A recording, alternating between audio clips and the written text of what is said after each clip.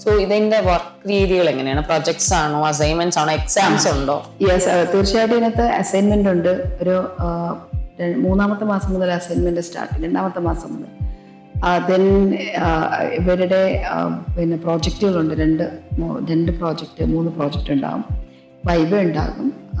പിന്നെ അതിനോടൊപ്പം തന്നെ നമുക്ക് വെബിനാർ പ്രാക്ടീസ്, വെബിനാർ എടുക്കുന്നതിന് പ്രാക്ടീസ് ചെയ്ത് വെബിനാർ എടുത്തുള്ള ടെസ്റ്റ് ഉണ്ടാകും.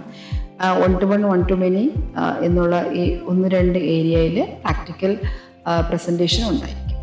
പ്രാക്ടിക്കൽ പ്രസന്റേഷൻ എന്ന് പറയുന്നത് എന്താണ് മാം ഉദ്ദേശിക്കുന്നത്?